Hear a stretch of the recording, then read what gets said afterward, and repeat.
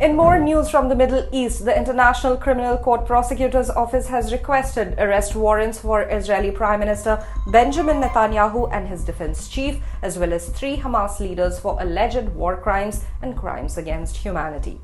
Here is a look at what happens next.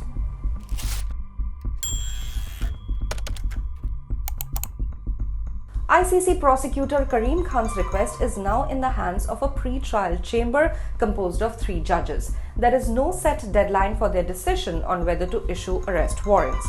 Historically, judges have taken anywhere from a little over a month to several months to reach a decision. If the judges determine that there are reasonable grounds to believe that war crimes or crimes against humanity have been committed, they will issue an arrest warrant. This warrant must identify the individual, specify the crimes for which the arrest is sought, and include a statement of facts detailing the alleged crimes.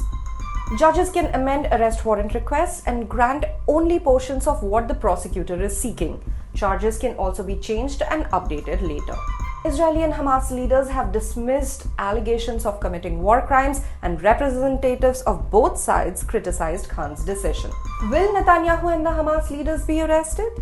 The ICC's founding Rome statute, along with the legal precedents from the past cases involving arrest warrants for sitting heads of state, obliges all 124 ICC member states to arrest and surrender any individual subject to an ICC arrest warrant if they enter their territory.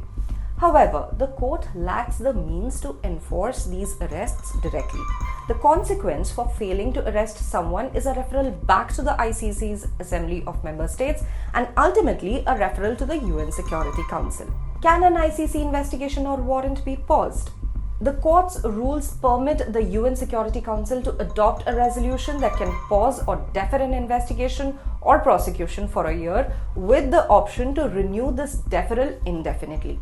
In previous instances where a state has failed to fulfill its obligation to arrest an individual with an ICC warrant, the consequences have been minimal, amounting to a little more than a procedural reprimand. So, can Netanyahu and Hamas chief Yahya Sinwar still travel? Yes, they can still travel. Neither the application for a warrant nor the issuance of an ICC arrest warrant restricts an individual's freedom to travel.